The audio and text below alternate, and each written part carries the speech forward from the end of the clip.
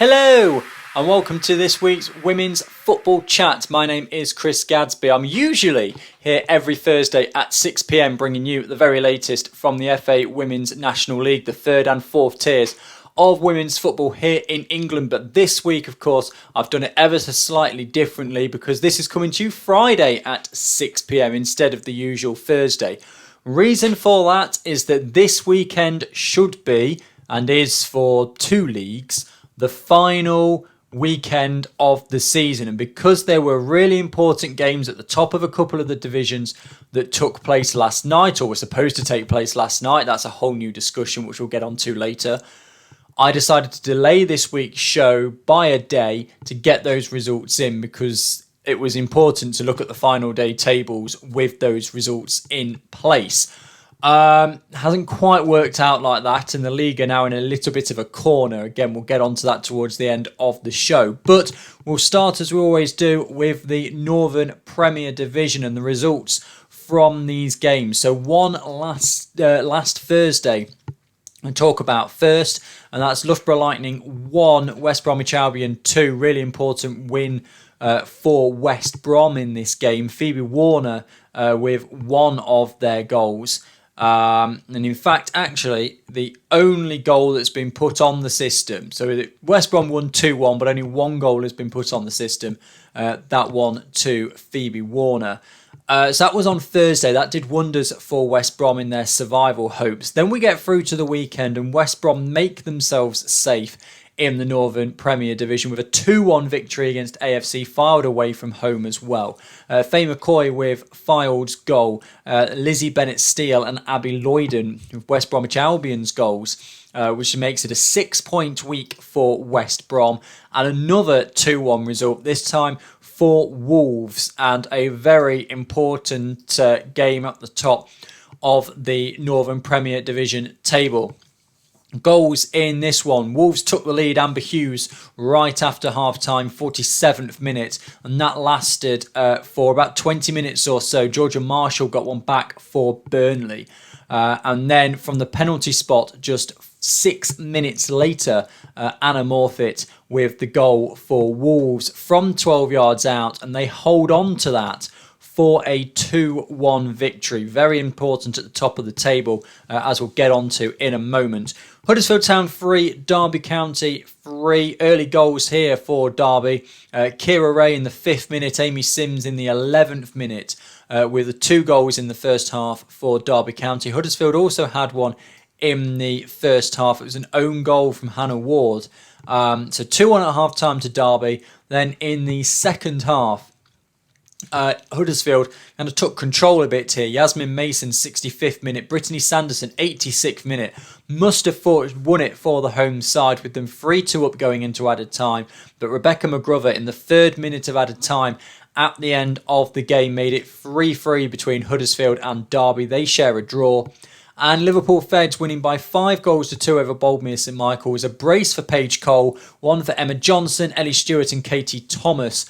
And then for Boldmere, one for Trina Greaves and one for Nikki Miles. Means that unfortunately for Boldmere St Michael's, time has run out. They are relegated from the Northern Premier Division, 7 points away from safety with only one game to go. So at the bottom of the Northern Premier Division there, it's all been decided. Boldmere St Michael's and Loughborough Lightning both relegated. Now, because of their geographical location, they will both have to go into Division 1 Midlands. We'll obviously wait to see what the league decide to do. It seems likely, though, that Doncaster Rovers Bells, who are the most northern Midlands side this year, and of course aren't going up because Stourbridge are already champions, will move into Division 1 North. But that is unconfirmed as of yet. Lots of movement in the bottom half of the table. West Bromwich Albion up 4 places with their 6-point weekend. So a 6-point week. Liverpool Feds up a couple of places as well. Stoke, Fylde and Huddersfield Town all drop, but that doesn't matter in the end. It's up at the top of the table where things are important. Forest and Wolves level on points going into the final day of the season. Burnley 2 points behind them. All 3 teams still in with a chance of winning the Northern Premier Division on Sunday afternoon. Burnley, they've got it most difficult because they have to beat Liverpool Feds convincingly and hope that Forest and Wolves both, well, they need Forest to lose and Wolves to draw if Burnley can win by 5 clear goals, because a Forest loss, a Wolves draw and a Burnley win by 5 clear goals means that Burnley win the title. Realistically, as you can see, I'm doing something slightly different this week, so I'm not flicking between screens. You can see there above my head, if you're watching the video version, the fixtures this weekend. And I'll read them out for anyone listening to the audio version. Fylde against Boldmere, Brighouse against Wolves, Burnley take on Liverpool Feds, Derby against West Brom, Huddersfield against Loughborough, and Forest against Stoke. Now, realistically, it's between Forest and Wolves. Because of the goal difference, Forest just need to match Wolves, and Forest go into that game kind of knowing that a win will be enough, because they will move on to 54, and then Wolves, while yes, possible to overtake Forest, would need to beat Brighouse by more than 20 goals. And that is extremely unlikely. So that's the situation for Forest, entirely in their hands. Wolves just need to better Forest's result. Burnley need both Forest and Wolves, realistically, to lose and to beat Liverpool Feds by a significant number of goals. A draw for Forest is no good to Burnley because they can't make up enough goals. And again, Forest just have to match Wolves. So particularly seeing how the game is going for Forest on Sunday afternoon, there will be some maybe nervous checking of phones, or it might just be one big celebration. We'll have to wait and see what happens on Sunday for that one. So that's the Northern Premier Division. Let's now have a look at the Southern Premier Division. And again, this is one of the reasons why I decided to wait another day to do the show, because between Watford and Oxford United, really important game towards the top. Had Oxford won that game, Watford would have been unable to win the league. As it is, it means that Watford can still win the league. But let's have a look at the other two first of all. Bridgewater United 0, London Bees 1. These happened on Sunday. Really, again, important game towards the bottom, this one. No indication on who scored the goal for London Bees, but a 1-0 victory means they are now safe. And again, we'll have a look at the table in a minute. Milton Keynes Dons 1, Portsmouth 1. MK Dons 1-0 up at half-time in this one. A 92nd minute equaliser for Alison Hall. Pulled it back for Portsmouth after Molly Cooper had put Milton Keynes Dons in front. Then we come to last night. Watford 2, Oxford 1. No information about that game is up on full-time yet because it only happened last night. But it was really important at the top of the table because it means Watford are now top. Now, yes, Watford are top, but Oxford have a game in hand. Oxford's game in hand is this weekend against Gillingham. Again, you can see above my head, or I'll read them out for you, the fixtures this weekend. Oxford against Gillingham, Ipswich against Cheltenham, London Bees against Bridgewater United, Portsmouth against Crawley, Plymouth against Milton Keynes Dons. Watford aren't playing this weekend. The whole reason Oxford aren't playing this weekend is because their game against Billericay Town to finish the season has moved by another week to fall in line with the Oxford versus Ipswich rescheduled game. So Watford aren't playing this weekend. Oxford and Ipswich have their game in hand over Watford this weekend. If Oxford beat Gillingham, they'll go back top of the table. Ipswich can't go top of the table this weekend because the goal difference is too much against Watford for them to make up. And it's all going to come down to that title decider next weekend. So Southern Premier Division, I suspect we're not going to know until next week. Watford, of course, having played 120 minutes last weekend. We'll get onto that towards the end of the show. Top of the table, Oxford second, game in hand. They could go to 51. Now, you look at what's the maximum number of points that these teams can get. Oxford can get a max of 54, Watford a max of 53, and Ipswich a max of 53. However, because Oxford and Ipswich are playing each other, they can't both get that total. And with Watford facing Billericay Town, you would imagine that Watford will beat Billericay Town on the 7th, which means that Oxford now have to go perfect to win the league. Ipswich also realistically have to go perfect to win the league, and need Watford to slip up. So to me, it's between Watford and Oxford, because I don't see Watford drawing to Billericay Town next weekend. I think it's between Watford and Oxford, and it depends entirely on, obviously, that Oxford versus Ipswich game next week. I think Watford will just be kind of similar to Forest are, just kind of checking phones a bit, see what's going on elsewhere.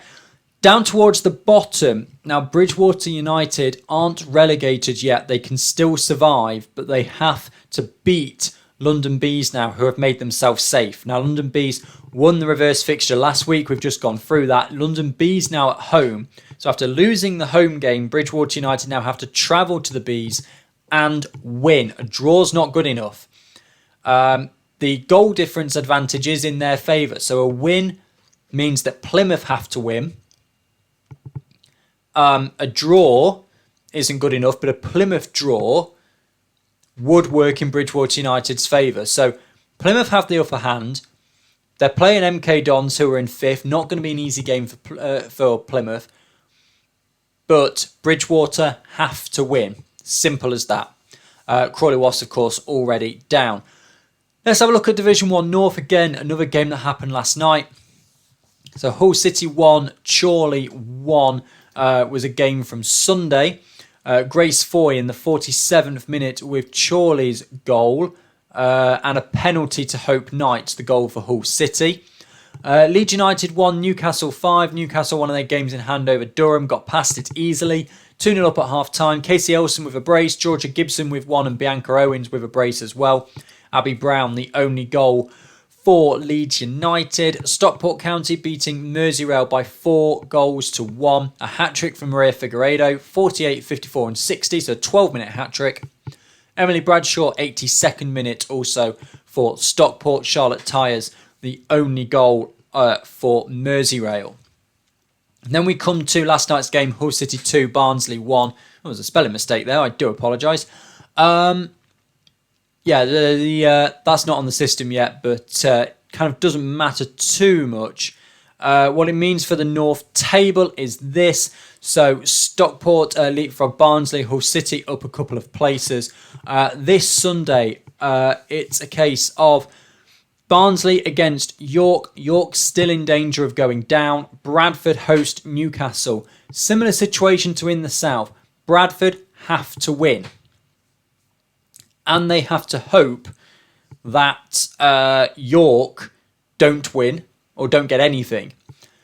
If Bradford win, if Bradford fail to win, they're down. And they are coming up against Newcastle, who are still chasing Durham at the top. If Bradford do win, a point for York will be enough because of the goal difference. But if Bradford win, it brings Middlesbrough into it if they lose to Hull. Now, this is where it gets ever so slightly complicated, because obviously if Bradford...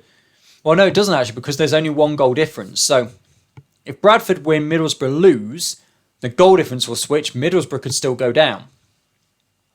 If in the unlikely event of a tie in goal difference, that means that Middlesbrough end up below Bradford, and I'm trying to just in my head figure out if that's possible, and I'm not sure it is, because Bradford have to get to 19 at least, and Middlesbrough would have to go to 20 at least, so that's not possible. So Middlesbrough aren't safe either yet. They have scored only 1 goal more than Bradford as well, but quick maths in my head, I'm pretty sure that's not going to be relevant. So Bradford win against Newcastle, York win against Barnsley, Middlesbrough could still be dragged into it. I think that's unlikely. I think it's more likely that Newcastle will continue their charge up towards the top. This is their game in hand over Durham. Of course, that finalises next weekend as well. So that's the situation at the bottom. Situation at the top, Newcastle have the goal difference advantage over Durham. They are 3 points back with a game in hand. As I said, that game in hand is against Bradford. You'd expect them to win again. And then they'll be level on points going into the final game of the season. And then it all just comes down to the 7th of May. We'll obviously have a look at that in more detail next week. Division 1 Midlands results. Northampton 0, Solihull Moors 1. Goal in this one to Solihull is on full time to Rebecca Knight in the first half. Solihull the only goal of the game. Peterborough United 2, Stourbridge 1. Hannah Fishwick had put Stourbridge in front. They held on to that till half time, 18th minute that goal. But then Tara Kirk in the 51st minute and then Niamh Connor at 5 minutes from time. And the Stourbridge lost again. Not, of course, that it matters. I suspect they may have taken their foot off the gas a little bit and saving themselves for their County Cup final against Wolves, which is coming up in a couple of weeks' time. Wemtown 0, Doncaster Rovers Bells 3. Goals in this one. Full time is not wanting to behave and give me the results of that Doncaster game, which is a little bit unfortunate. It's not wanting to play ball for me. In the meantime, Leek Town 1, Sheffield 1. No, full time's not wanting to give me that either. Anyway, a win for Doncaster Rovers Bells and a 1-1 draw between Leek Town and Sheffield. Means that it's kind of similar to what the situation was in the Midlands anyway, because it doesn't really matter. Is it going to work now? I've reset it. Yes, it will. Abby Colig, Holly Housley and Shelby Morris, the goals for Doncaster Rovers Bells in their victory. Leek Town 1, Sheffield 1. Sheffield haven't announced their lineup yet, but a 90+8 equaliser for Leek Town in the second half got them a point. And that point means that they're 7 clear of the relegation zone, all decided in Division 1 Midlands. Stourbridge champions, as we knew from a couple of weeks ago. Wemtown relegated, as well as Long Eaton United. All decided in the Midlands. Everyone plays this weekend. Doncaster against Northampton. Leafield take on... Leafield Athletic take on Stourbridge. I was trying to work out what my own 3-letter abbreviations were there. I only did them earlier. Lincoln take on Long Eaton United. Sheffield take on Wem. Sporting take on Solihull Moors. And Leek Town take on Peterborough United. Then there is that one game, Doncaster Rovers against Peterborough United, next week as well. Right, South East then. And Actonian 6, Ashford Town 2 in this one. So really high scoring game there. Actonians 6, Ashford 2. A hat-trick for Alessandra Barreca, 5th, 44th, 58th minute. Maria Ledsma-Viso in the 16th minute. Jasmine Williamson, 46th. And Natsumi Kano in the 64th minute with the goals for Actonians. Ashford Town's 2 goals, Ashley Cheatley and Ashley Cheatley and Minnie Constantine, with the goals for Ashford Town.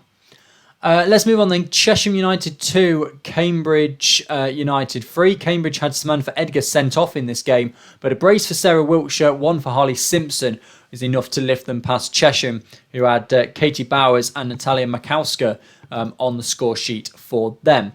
Queen's Park Rangers 1, United 4, as United 4-0 up at half-time in this one. Catherine Nutman in the 12th minute, Grace Gilliard in the 38th, Hayley West in the 39th and the 45th +1 meant United 4-0 up at half-time. And yes, Kasia Pettit got one back for Queen's Park Rangers in the second half, but it doesn't matter.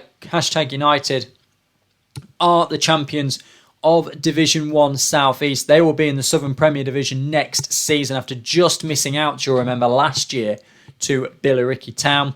One bit of movement, Actonians up above London Seaward with that victory over Ashford. London Seaward and Ashford have now finished their seasons. Everybody else has got one more game to play. Wimbledon against Norwich this weekend. Cambridge United against Actonians. Chesham against Cambridge City. And against Queen's Park Rangers. But again, that's just a case of finishing out the season, really, in Division 1 South East. because hashtag are champions, and there is no relegation because we lost Wyndham and Hounslow. So that's it for Division 1 South East, just a case of finishing the games off this weekend. Right, now we come to the interesting bit. Division 1 South West. AFC St Austell 2, Moneyfields 4.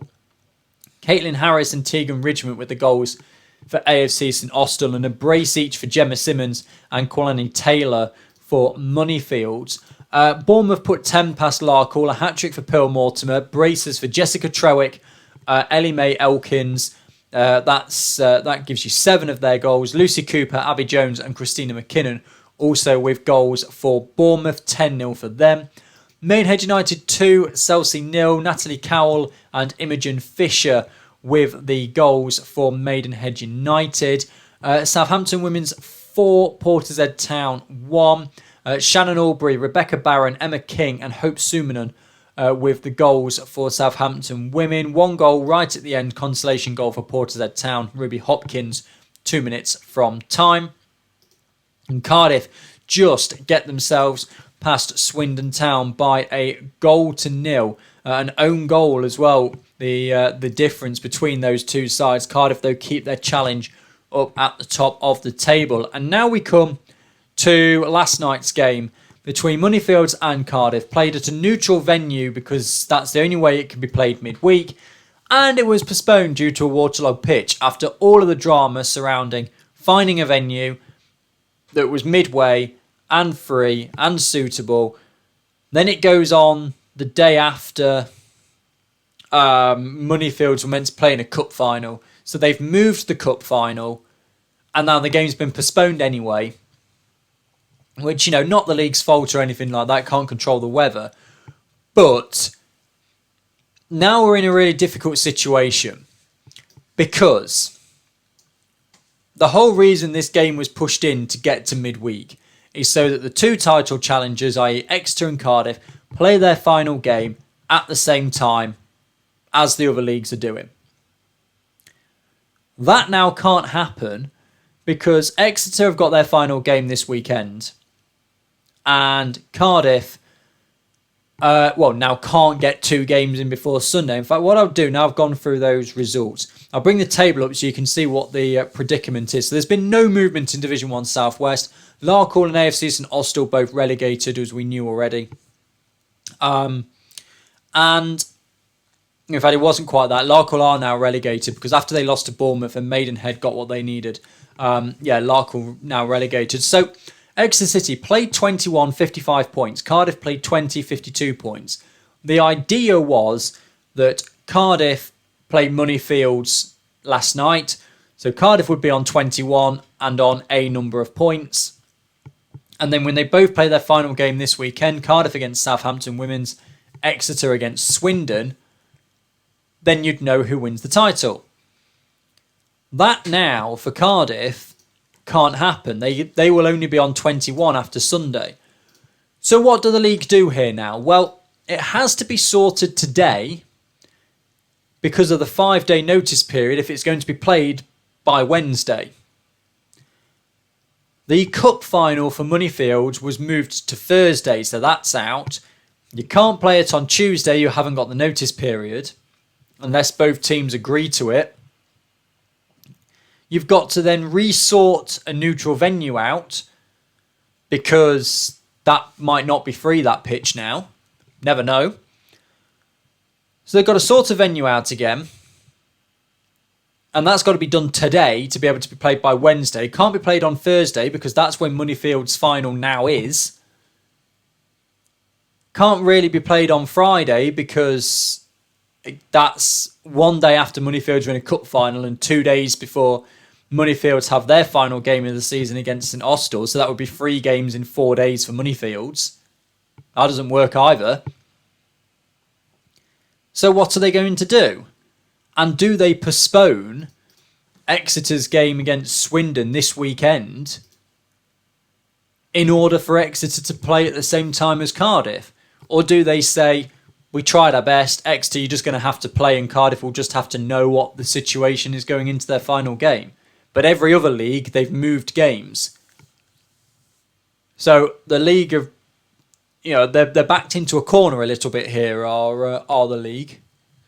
Now the only solution I can come up with, and it isn't much of a solution, granted, is for the Moneyfields against AFC St Austell game, which is scheduled for the 7th, to just award that, whether it be a win, a draw, whatever. A draw is probably the fairest, right?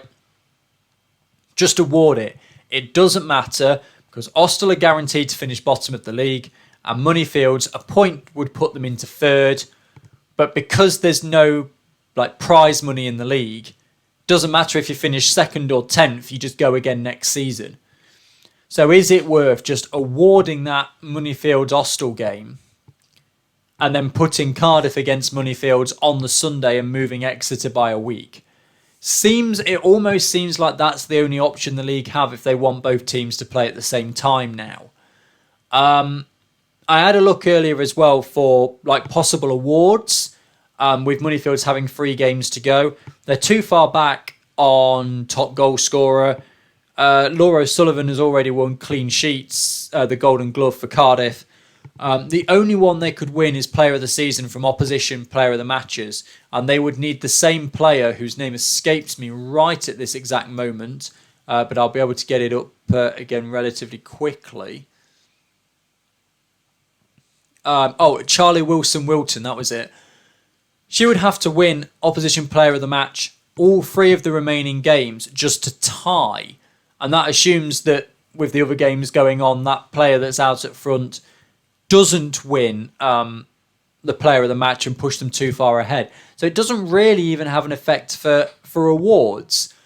Now, this is kind of a last case scenario for me because the game ought to be played if at all possible. But if it's not, then I think that seems to be the most logical solution because the Cardiff Moneyfields game matters in terms of the league title. The Moneyfields Austell game doesn't. So for me, that Austell game has to play second fiddle, and I would just award it. Even if it's only awarded as a draw, Moneyfields would still climb up to 3rd because of their goal difference over Southampton Women's. So even if there's a pride aspect of that, of finishing 3rd in the league rather than 4th, and with Southampton Women playing Cardiff and Moneyfields playing Keynsham, I think it's likely that Moneyfields would finish above Southampton anyway. That is what I would do, but I'm not the league. So we wait to see. At the time of this recording, which is lunchtime on Friday, nothing has been updated on full time. And as I said, by the end of play today, that's your 5 days notice for getting a game in on Wednesday. They can't play it Thursday. Friday is just ridiculous because that would be then 3 games in 4 days.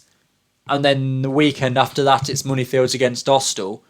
You can't push it further after that, realistically, because that would be 10 days after the rest of the league's supposed to finish and very close to the end of season awards at Stadium MK. So it's a real dilemma. That's my solution. Would love to hear yours on Twitter. But yeah, the weather has made life difficult for the league. I do agree with the logical choices that they were making so far in trying to get it. I understand why they tried to squeeze it in. I just think looking at it, I think that Moneyfields Austell game is not important and the Cardiff Moneyfields one is. So that's what I would do. Right, that covers the leagues and what the situation is going into the final weekend of fixtures. Just realised I'll go for the rest of Division 1 South West. So Cardiff against Southampton, Exeter take on Swindon, Maidenhead against Larkhall, Moneyfields against Keynsham, Portishead against AFC St Austell, and Chelsea against Bournemouth. Those are the fixtures for this weekend to almost round off Division 1 South West. One more game to talk about then, and it was concerning the now top 2 of the Northern Premier Division and the Southern Premier Division. The FAWNL Cup final. Nottingham Forest 3, Watford 2 after extra time. Brilliant game. Probably could have been 5-4. Both sides. And Forest hit the woodwork twice. Watford had a couple of chances inside the 6-yard box that they really should have converted and didn't. But Forest winning by 3-2 after extra time, when a game that was delayed kicking off because the reserve game went to a penalty shootout. But Watford took the lead in the second minute. Gemma Davison directly from a corner from the left-hand side over the head of the Forest defender at the near post. And Emily Batty, who wasn't expecting it to go so tight and to go over the head of the near post, could only kind of parry it into the back of the net. Forest got themselves level right before half-time. Charlotte Greengrass in what was kind of, and I'm not being harsh when saying this, kind of the only non-scrappy goal, I would say, in the entire game. Left-hand corner of the 6-yard box, left-footed across the face of goal and into the bottom corner to tie the game up. 7 minutes into the second half, Yasmin Mosby put Forest ahead. Becky Anderson had a shot 30 yards out. It was dipping, and I thought from a commentary position that it was going to dip in. Just hit the crossbar, and as it was being saved by Goldsmith as well, came right down on the line. Goldsmith couldn't carry it, and Mosby was able to just poke it home. So that was a little bit scrappy as well, certainly from a Watford keeper's point of view. Then that lead lasted just 12 minutes. Poppy Wilson then equalising for Watford. Again, another scrappy one, really. Free kick from the right-hand side. It was going towards the back post. Wynne just took it entirely across the goal. And with Batty scrambling, again, she could only parry it down. It was a huge scrum in the penalty area. And eventually Wilson was able to put it home. It was 2-2 at the end of 90 minutes. First half of extra time came and went. The next 10 minutes of extra time came and went. 5 minutes from the end, beginning to think I was actually going to need my penalty shootout notes that I'd gathered in the commentary prep. But then Becky Anderson, 35 yards out, right-footed, cross into the centre of the penalty area. Joanna Mitchell comes running onto it. Goldsmith comes out. I had a pretty good view of it. I'm still not convinced that Mitchell got a touch on it. It's been awarded to Mitchell. Even Mitchell in her post-match interview, she's not sure. Becky Anderson's claiming it. Mitchell's claiming it. Forest aren't sure either. We've seen about 5 different replays. Still don't know. But at the end of the day, it doesn't really matter. And it just went all the way through. Past Goldsmith and just trickled into the net. Watford defenders couldn't get back quickly enough. Forest went absolutely ballistic down the touchline in celebration, as you would imagine. Euphoria there, and then they just had to calm themselves down for the final 4 minutes. Ball into the corner, that sort of thing, and Forest win the cup by 3-2. So it was a pretty good day for Forest. They win the cup and they put themselves back in pole position to get into that playoff game. We'll have to see what happens on Sunday. Watford now top of the Southern Premier as well. So does the cup final serve as a precursor to the playoff final? Can Watford get themselves back into the Championship? First time of asking. Will Forest get there as well? Of course, it could still be going into what should be the last weekend of the season. 6 teams still in with a chance of getting those 2 spots in the playoff game. But that will just about do it for this week's Women's Football Chat. So thank you so much for watching and or listening. If you are listening, may I suggest you go over to YouTube and watch the end of this week's episode, because coming up now is I didn't get as much footage as I would have liked, and the sound isn't great. Recording it on my phone, it's picked up the crowd more than me, and we don't have the recording, which is a shame. But here is my vlog of covering that cup final game. As I said, didn't get as much footage as I'd like because I didn't realise quite how much kit I needed to take for covering a football game. But what with radio mics and ISDN kits and spare microphones and spare headphones and all the rest of it, there was like 2 suitcases and bags, and so I wasn't really free to hold my phone too much. But yeah, this is 7 minutes long or so just to finish off. my vlog of the game of the Cup final. Forest winning by 3-2. Thank you very much for watching and or listening. Enjoy this vlog. Goodbye. Well, good morning. As you can see there from the board, it is Cup final day. Kickoff is around 8 hours away now. What I thought I'd do is take you behind the scenes today, how we bring you the broadcast on the BBC Sport website. Nottingham Forest, they're against Watford in the League Cup final today. I'll do first of all is take you through what we pack to cover a broadcast. So this is only a fraction, really. This is what I'm taking. I haven't even got all the kit from the office yet, but plenty of pens and pencils for writing notes and a notepad in case any other information needs jotting down that isn't on the commentary notes. Clipboard, being able to carry stuff around, and the commentary notes, take you through those in more detail when we get to the Pirelli Stadium. Plenty of water. I'll probably buy another bottle on the way as well because that might not do it. And 2 stopwatches. 2 reasons for this. One, you can start both of them at the start of the game, and then when one hits 45, pause it, and then this one will carry on and give you added time at the end of the first half. Then at the second half, you can start that one fresh from 45. But also, if one breaks, you have a backup then, and you don't need to rely on the one in the stadium in case that breaks as well. So all of that to be packed up, and we'll head over to the office and get the rest of the equipment.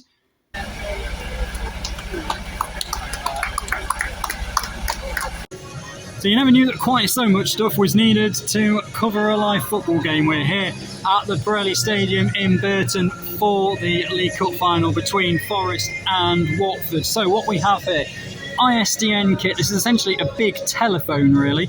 And as we dial up the number that we need, which has been given to go to Salford to broadcast on the BBC Sport website, and then it's simple mics on and all the rest of it. So my microphone over here, and one for Kelly Kennock there.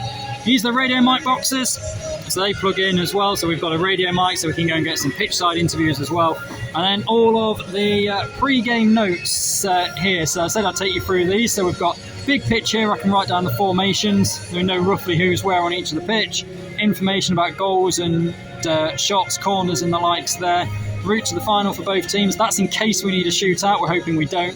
Current state of the league tables, previous meetings, as you can see, not very good from the Forest point of view. And then stuff about each of the players, their position, ages, fact about each one in case we need to call on those throughout the course of the day. And other significant games taking place in the FAWNL, top scorers, all like such as that. So kickoff has been delayed here, rather unhelpfully, but we will bring you live coverage, or will be bringing live coverage on the BBC Sport website, and that's how we do it. Corner to be taken from the left-hand side. It's going to be right-footed, in-swinging. It's in towards the near post and straight in! And Watford have scored. 2 minutes into this game, ready from the corner. And Watford have struck first in the League Cup final. Corner delivered in, and it was over the head of the defender at the near post from Forest. And batting, I wasn't expecting it to break so close. Not 2 minutes gone, and Watford has the lead. As well, Forest with 2 in the middle. Domingo plays it, gets inside to Greengrass. Greengrass shot!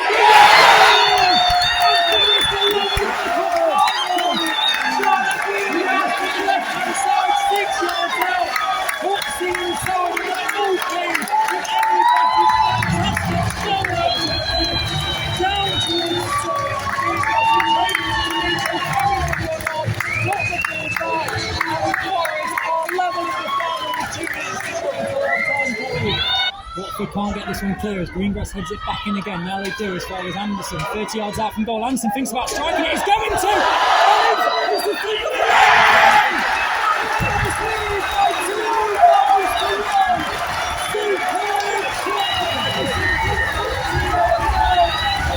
the Davison will deliver it right-footed. Plenty of yellow in the penalty area, 2 in the wall for Forest, everybody else inside the penalty area, and that's moved in the wind, and Batty can only put it up onto the crossbar and it's levelled. Okirosi with the goal from the right-hand side, and that one just moved so awkwardly in the air. He was right behind it in that penalty position. Corner corner delivered in by Davison, and Batty misses it, and it's been headed and cleared away, and that is it for the 90 minutes, and we are going to extra time here at the Crawley Stadium. Grass lets it bounce and then gives it to Anderson. Anderson, right footed ball forward, looking for Mitchell, who goes out for it, and Becky Anderson scores from 35 yards! Goodness me! We go in extra time!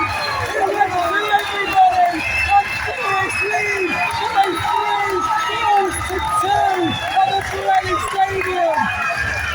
Referee says play on. Forest get it clear again. We've had the 3 added minutes, and everyone now just looks at the referee and looks for the referee's watch.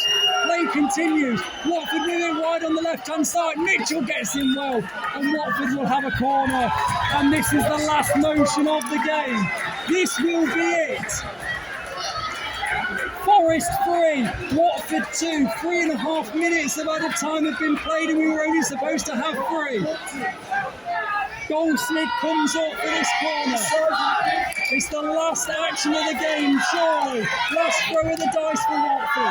Right footed, in swinging corner. It's towards the near post, headed away by Harkin. That's it! Forest have won the League Cup. Forest have done it by 3 goals to 2. Becky Anderson in the end of the game has won it for Forest.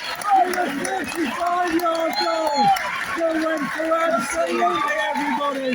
And Forest are the FA Women's National League Cup champions. Forest 3, Watford 2. Kelly, what a game that was. And that's it, the end of the League Cup final. It's very bright over there, we'll go over here instead. The end of the League Cup final, 120 minutes of commentary, and so you all have seen the best of that as I filmed the game as well. Forest win by 3 goals to 2 after extra time with a 35-yard goal from Becky Anderson. That not really sure entirely how that went in, but went all the way through, and that was the winning goal. So we packed up all of the stuff. We've done the post-match interviews, now back to the office to edit them for the programmes tomorrow morning.